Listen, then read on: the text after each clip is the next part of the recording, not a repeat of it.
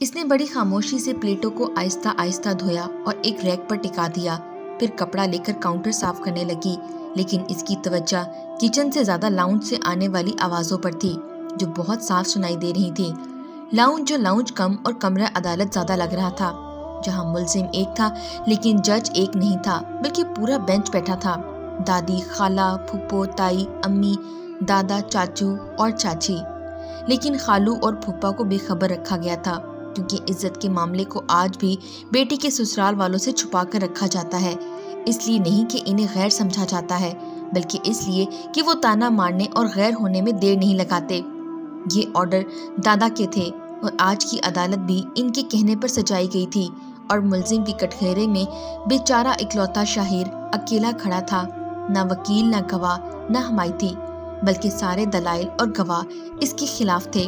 برخودار، اس طرح چھپ رہنے سے مسائل حل نہیں ہوتے، ہمیں حتمی فیصلہ چاہیے، اور وہ بھی ابھی۔ یہ گمگیر آواز دادا جان کی تھی۔ لیکن دادا جان، یہ نا انصافی ہے، شہیر چیختے ہوئے بولا۔ کیسی نا انصافی؟ دادی بھی اس کے انداز میں بولی۔ اور کچھ کرنا باقی ہے ابھی؟ مجھے کچھ تو وقت دیں، وہ شرمندہ سے لہجے میں بولا۔ کتنا وقت؟ ہمارے پاس وقت ہی تو نہیں ہے۔ دادا کی آواز اب بھی گرجدار تھی۔ کم از کم آج کا دن تو دے دیں، اس نے التجا کی۔ ٹھیک ہے، کل ویسے بھی اتوار ہے، دوپہر کے کھانے پر ملاقات ہوگی، اور اس وقت تک کوئی گھر سے باہر نہیں جائے گا۔ دادا جان، چائے؟ دادا جان اٹھنے والے تھے کہ عارفہ چائے کی ٹرے لے کر آ گئی۔ جیتی رہو۔ اس وقت چائے کی بہت طلب ہو رہی تھی۔ دادا جان نے عارفہ کے سر پر ہاتھ پھیرا، جو ان کی لاڈلی تھی۔ اس نے آہستہ سے کمرے کا دروازہ کھولا اور اندر اس طرح داخل ہوا کہ کسی کو پتہ نہ چلے۔ نیم کمرے میں آہستہ سے اس نے قدم رکھا اور ارد گرد نظر دوڑائی، کسی کو دیکھنے کے لیے۔ کمرے میں عجیب سا سما تھا، نیم تاریکی، سلو موشن میں چلتا ہوا پنکھا۔ اسے اس کا آمد کا پتہ ہی نہیں چلا، اور چلتا بھی کیسے؟ وہ اتنے دھیرے سے دبے پاؤں تو آیا تھا اندر۔ کمرے میں اتنی تیز خوشبو تھی جیسے پورے کمرے میں پرفیوم کو انڈیلا گیا ہو۔ وہ آ کر اس کے سامنے کھڑا ہو گیا۔ وہ اسی طرح آنکھیں بند کیے جھول رہی تھی۔ اس کی بھیگی پلکوں سے لگ رہا تھا کہ وہ روئی ہے۔ اسے بہت افسوس ہوا۔ وہ دبے قدموں اسی طرح واپس جانے لگا۔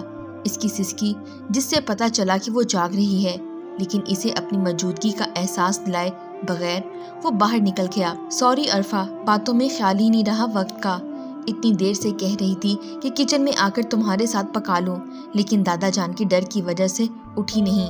وہ سلاد کاٹ رہی تھی جب تائی جان کچن میں داخل ہوئی۔ کوئی بات نہیں تائی، میں سمجھتی ہوں مسئلے کو، آپ کا وہاں ہونا بہت ضروری ہے۔ ویسے بھی لوگ زیادہ تھے تو میں نے دوپہر سے ہی تیاری شروع کر دی تھی، بریانی اور قورمہ بنا دیا تھا، ساتھ میں ایک سبزی بھی بنائی ہے، میٹھے میں کھیر بنا کر فریج میں رکھ چکی ہوں، اب بس یہ سلاد اور رائتا باقی ہے، اور نان بازار سے منگوا لیں گے۔ تائی نے شکر گزار نظروں سے اسے دیکھا اور ساری ڈشز چیک کی جو بہت لذیذ بنی تھیں۔ ویسے کچن کو صاف ستھرا دیکھ کر میرے ہاتھ پاؤں پھول گئے تھے کہ اب تک شاید کچھ نہیں بنا، لیکن یہ سب تمہاری سلیقہ مندی ہے کہ کام کرتے ہوئے بھی تم سے کوئی چیز ادھر ادھر یا گندی نہیں ہوتی۔ تمہارے نصیب بہت اچھے ہوں، رضیہ بہت قسمت والی ہے جسے تم جیسی بیٹی ملی ہے۔ کون ہے قسمت والا؟ شہیر کچن کے دروازے میں آ کر کھڑا ہو گیا۔ رضیہ جسے عارفہ جیسی بیٹی ملی ہے، میں نہیں، جسے تم جیسا بیٹا ملا ہے، جس کی وجہ سے اتنی بدنامی ہو رہی ہے۔ تائی کی آواز بھر آ گئی۔ کیسی بدنامی؟ یہ سراسر زیادتی ہے۔ اماں کے محض الزام کو بدنامی کہہ رہی ہیں، ابھی جرم مجھ پر ثابت نہیں ہوا۔ شہید چڑھتے ہوئے بولا۔ جرم بھی ثابت ہو جائے گا، کل کا سورج تو چڑھ لینے دو۔ تائی تپ کر بولی۔ پھر کل رو لینا آپ، اور مجھے بھی مار دینا، بس آج کے دن جان بخش دے میری۔ تائی پیر پٹکتے ہوئے باہر چلی گئیں۔ مجھے کھانا یہیں دو، ان لوگوں کے تانوں میں مجھ سے کھایا نہیں جائے گا۔ جاوید منزل دادا جان کا محل تھا، جسے انہوں نے حق حلال کی کمائی سے بنایا تھا، اور اتنی گنجائش رکھی تھی کہ ان کی 2-3 نسلیں اس میں بآسانی رہ سکیں، اور ان کے کسی بیٹے بہو کو جگہ کی تنگی کی وجہ سے انہیں چھوڑنا نہ پڑے۔ اپنے 3 بیٹوں کی بھی شادی کر چکے تھے، اب تو ان کی اولادیں بھی جوان ہو چکی تھیں، لیکن دادا جان نے ان سب کی ایسی تربیت کی تھی کہ سب میں بہت اتفاق تھا، اور ایسا ماحول رکھا کہ کسی کو ایک دوسرے کے خلاف سازش یا بات کرنے کا موقع نہیں ملا۔ وہ حقیقتاً ایک مثالی گھر کے مثالی سربراہ تھے۔ बड़े बेटे जुबैर, इनकी बीवी जमीला और 2 बच्चे शहीर और फायजा। दूसरे बेटे अहमद, इनकी बीवी रजिया और 3 बेटियां आरफा, साइका और निमल। छोटे बेटे फाइक, इनकी बीवी आयशा और बच्चे काशिफ, शुएब, हानिया और मरवा। इसी तरह तीनों फुप्पियों की औलादें इनके समेत जब जमा हो जाती, घर में शादी का समा लगने लगता। आस पड़ोस में जावेद मंजिल को खुशहाल घराने के नाम से जाना जाता था।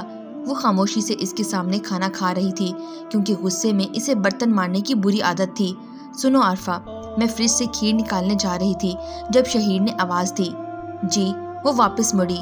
ये मेरे कमरे में बर्थडे गिफ्ट किसने रखा है, और वो भी बेनाम? मुझे क्या पता, मैं तुम्हारे कमरे में थोड़ी जाती हूँ। वैसे भी बकौल दादी, तुम्हारी रोज सालगिरह होती है और कोई ना कोई लड़की तुम्हें गिफ्ट भेजती है। शहीर ने खा जाने वाली नजरों से देखा। तुम सोच लो, ये डेट किसको बताई थी तो पता चल जाएगा। आरफा ने तजवीज़ दी। नहीं, ये मेरी एग्जैक्ट डेट है। और अगले लम्हे वो शर्मिंदा हुआ, जैसे खुद एतराफ़ किया कि बाकी लड़कियों को गलत डेट बताई है। आरफा ने मुस्कुराकर खीर इसके सामने रख दी। जिस दिन इस डफर का पता चला, कसम से छोड़ूंगा नहीं। किस डफर को? ये जो बेनाम गिफ्ट भेजती है। इतनी भी सेंस नहीं है कि अंदर कोई कार्ड ही रख दे जिस पर विशेष और नाम लिखा हो। तो फेंक दो, इतनी टेंशन क्यों लेते हो? आरफा ने तजवीज़ दी। फेंक ही तो नहीं सकता, सारी मेरी पसंद की चीज़ें हैं। चलो फिर दिमाग पर जोर डालकर सोचो कि ये तारीख किसको बताई थी। तुम भी उन लोगों की तरह मुझ पर तंज कर रही हो। शहीर खफा होते हुए बोला। तंज? आरफा ने इतनी हैरानगी से कहा कि शहीर की हंसी छूट गई। शहीर फैमिली का सबसे काबिल और खूबसूरत जवान और दादा दादी की जान था। न सिर्फ दादा दादी बल्कि चाचा फूफियाँ भी इस पर जान छिड़कती थीं। खानदान की सारी लड़कियां इस पर ऐसे भिन भनाती थीं जैसे मक्खियाँ मिठाई पर, और वो भी जितना काबिल पढ़ाई में था, इससे ज़्यादा फ्लर्ट करने में था। और ये बात सब जानते भी थे। लेकिन बाज़ लोग इतने खूबसूरत, इतने प्यारे होते हैं कि इनकी हर गलती नज़रअंदाज करने को दिल चाहता है। और यही मामला शहीर के साथ था, लेकिन इस दफ़ा नहीं। वो कहते हैं ना कि मर्ज बढ़ जाए तो इलाज लाजमी हो जाता है, चाहे कितना ही तकलीफ दे क्यों ना हो। और यही कुछ शहीर के साथ होने वाला था। उफ, इतना कबाड़!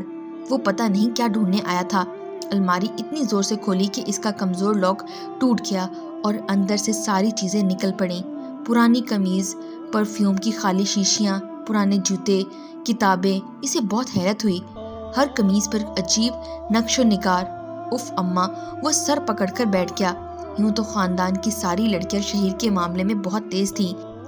एक रेस लगी हुई थी नंबर बढ़ाने के, सवाए आरफा के, क्योंकि अपनी सांवली रंगत और आम से नकूश वाली आरफा ख़ानदान की सबसे कमसूरत लड़की थी, जिसने खुद भी ऐसी कोशिश नहीं की और शहीर ने भी कभी इसको आंख भरकर नहीं देखा।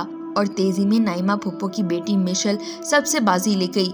आखिर वो कठिन मरला आ गया। इतवार के दिन दोपहर के वक्त खाना खाने के बाद अदालती बेंच पर बैठ गया और शहीर बतौर मुल्जिम पेश हुआ।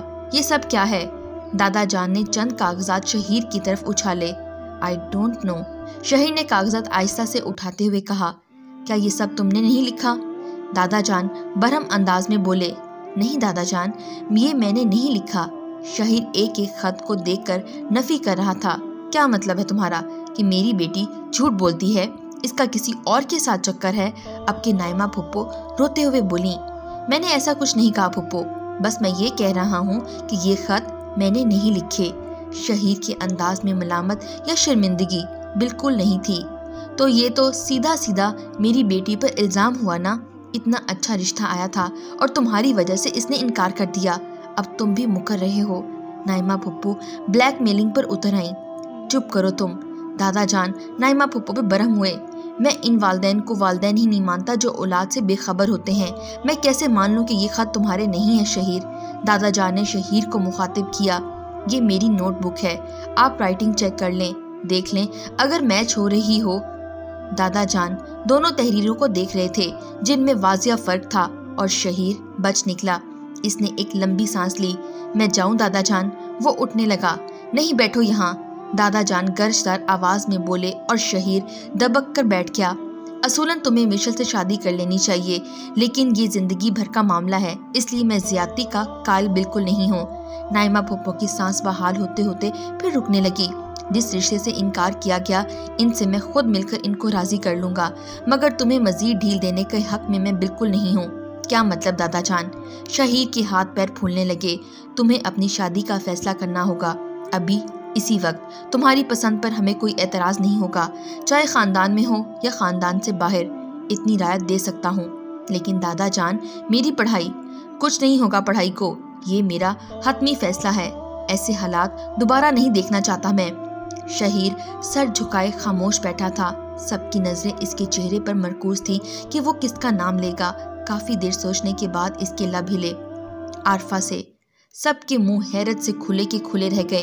کچن میں کھڑی عارفہ کے ہاتھ سے پلیٹیں گر کر ٹوٹ گئیں جنہیں وہ کیبنٹ میں رکھ رہی تھی، اور برابر والے کمرے میں بیٹھی ساری لڑکیاں خود پر لعنت بھیج رہی تھیں کہ اس قاتل جان کی محبت پانے کے لیے انہوں نے کیا کیا نہیں کیا، سوائے دادا کے جن کے ہونٹوں پر ہلکی سی مسکراہٹ تھی۔ یہ تمہارا آخری فیصلہ ہے؟ دادا جان نے دوبارہ تصدیق چاہی۔ جی، وہ یہ کہہ کر باہر نکل گیا۔ وہ ٹیرس پر بیٹھی ہوئی تھی جب وہ اسے ڈھونڈتے ہوئے وہاں آ گیا۔ آپ؟ وہ تھوڑی سی نروس ہوئی۔ کیوں؟ میں یہاں پہلی بار آیا ہوں جو اتنا حیران ہو رہی ہو؟ وہ ساتھ والی کرسی پر بیٹھ گیا۔ آپ کو اپنی پسند کی لڑکی کا نام لینا چاہیے تھا۔ وہ اٹھ کر جنگلے کے پاس کھڑی ہو گئی۔ ہمدردی میں کیے گئے فیصلے اکثر پچھتاوا بن جاتے ہیں۔ کیا کہا؟ میں نے تم سے ہمدردی میں شادی کا فیصلہ نہیں کیا۔ اس نے اس کا منہ اپنی طرف کرتے ہوئے غصے سے دیکھا۔ ایک آبرو اٹھا کر ماتھے پر بل اور چہرے پر غصے لیے وہ اتنا حسین لگ رہا تھا کہ اس نے نظریں جھکا لی۔ ہمدردی کے لیے اور بھی بہت کام ہے عارفہ بی بی۔ شادی اور محبت ہمدردی میں نہیں کی جاتی، اور میں نے اپنی پسند اور محبت کا نام لیا ہے۔ عارفہ کا منہ حیرت سے کھلا رہ گیا۔ شہیر اور اس سے محبت؟ تو پھر وہ سب کیا؟